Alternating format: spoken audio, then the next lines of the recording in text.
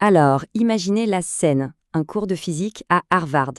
On a des étudiants brillants, un professeur super réputé, bref, le top du top. Et pourtant, quelque chose ne fonctionne pas. Et si la clé, la solution, elle ne venait pas du prof, mais des étudiants eux-mêmes? C'est toute l'histoire de ce qu'on appelle l'instruction par les pairs. Une méthode complètement révolutionnaire qui est née en fait d'un échec. Tout a commencé avec cette question. Un problème qui semble franchement simple. On a un poids lourd et une petite voiture qui ont une collision frontale. Pendant ce choc, est-ce que la force que le camion exerce sur la voiture est A, plus grande que, B, moins grande que, ou C, égale à la force que la voiture exerce sur le camion? Prenez un instant. On a souvent une petite voix, une intuition, qui nous souffle une réponse, non? Eh bien, le résultat est stupéfiant. À Harvard, je le rappelle, la grande majorité de ces étudiants en physique se sont plantés. Ils ont donné la mauvaise réponse. Pour le professeur, Éric Mazur, c'est une claque. Une véritable révélation. Il réalise que ces étudiants, ils sont peut-être des champions pour résoudre des équations, mais pour ce qui est de comprendre vraiment les concepts physiques derrière, c'est une autre histoire. Alors, que faire face à ce constat d'échec? Mazur est un peu désemparé. Et dans un moment de quasi-désespoir, il a une idée. Une idée simple. Au lieu de donner la bonne réponse, il se tourne vers sa classe et il leur lance « Discutez-en entre vous ». Juste ça. Et c'est ce petit moment d'improvisation, ce simple changement de consigne, qui va absolument tout changer. Et voilà comment est née l'instruction par les pairs. Le principe est d'une simplicité désarmante, mais il met un grand coup de pied dans la fourmilière de l'enseignement traditionnel. L'idée de base, c'est quoi? C'est que l'apprentissage, ce n'est pas juste recevoir de l'info passivement bien assis sur sa chaise. Non. On apprend vraiment quand on se bat avec les idées, quand on argumente, quand on débat. Bref, quand on construit soi-même sa propre compréhension. Ok, mais alors, comment ça s'organise en pratique? Parce que ça peut vite ressembler à un joyeux bazar, non? Eh bien, pas du tout. La méthode est en fait un cycle hyper structuré, une vraie mécanique de précision.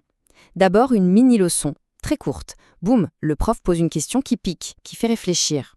Premier round, chacun vote pour soi, dans son coin. Et c'est là que ça devient intéressant. On doit trouver un voisin qui n'a pas la même réponse et le convaincre. C'est la discussion.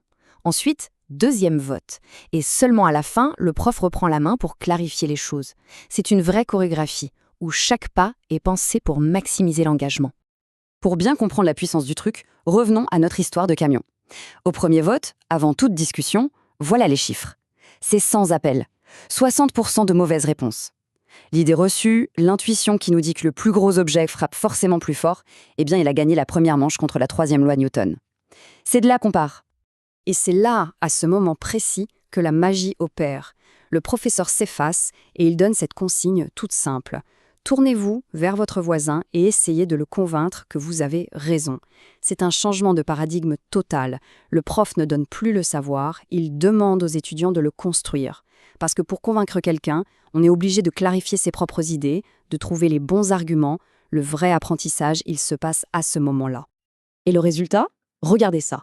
Après seulement quelques minutes de discussion entre eux, on refait le vote. Et là, on passe de 40% à 80% de bonnes réponses. C'est juste énorme. Le score a doublé. Ce que des heures de cours magistrales n'avaient pas réussi à faire, quelques minutes de débat entre pairs l'ont accompli. C'est la preuve que la discussion a permis de déconstruire l'idée fausse, tous ensemble. Ce qui est génial aussi, c'est que cette méthode transforme l'enseignant en une sorte de pilote. Le premier vote, c'est son tableau de bord. Ça lui donne une lecture instantanée du niveau de la classe. Si moins de 30% ont la bonne réponse, c'est qu'on est dans le brouillard total. Il faut réexpliquer le concept. Si plus de 70% ont bon, c'est que c'est compris, on peut avancer. Mais entre 30 et 70%, là c'est la zone parfaite, le sweet spot. Assez de confusion pour qu'il y ait un vrai débat et assez de gens qui ont compris pour pouvoir tirer les autres vers le haut. L'enseignement devient super réactif, super agile. Et les bénéfices, ils ne s'arrêtent pas à une meilleure note sur un contrôle. Non, ça va beaucoup, beaucoup plus loin. Bien sûr, la compréhension est plus profonde et la mémorisation bien meilleure sur le long terme. Mais ce qui est peut-être le plus important, c'est tout le reste. L'engagement des étudiants explose. Et ils développent des compétences qui sont cruciales aujourd'hui. Savoir communiquer une idée, argumenter, débattre. Au final, on n'apprend plus seulement une matière, on apprend à réfléchir.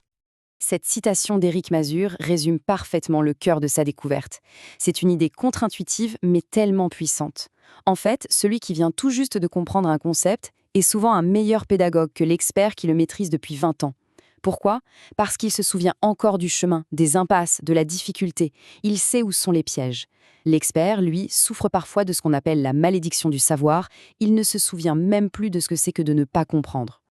Tout ça, évidemment, ça change complètement le métier de prof. On passe du modèle du sage sur l'estrade, celui qui sait tout et qui déverse son savoir sur des esprits passifs, au modèle du guide sur le côté. Le prof n'est plus la source de toutes les réponses, il devient un architecte, un metteur en scène. Son nouveau rôle, c'est de créer les conditions de la découverte, de poser les bonnes questions qui vont allumer l'étincelle et de faciliter les échanges. Alors attention, il ne faut pas croire que c'est une formule magique. Pour que ça marche, il y a des conditions, et elles sont exigeantes. Le plus important, c'est la qualité des questions. Il faut des questions qui ne soient ni trop faciles, ni trop dures. Des questions qui créent une vraie tension, un vrai débat. Ça demande aussi que les étudiants jouent le jeu et arrivent en cours un minimum préparés.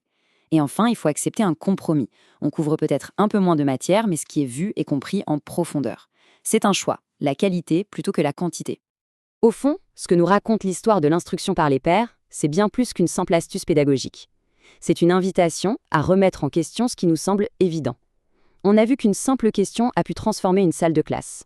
Ça nous pousse à nous demander, si le but de l'éducation, c'est la compréhension réelle et profonde, quelles autres traditions, quelles autres habitudes, qu'on ne questionne même plus, mériteraient d'être bousculées à leur tour.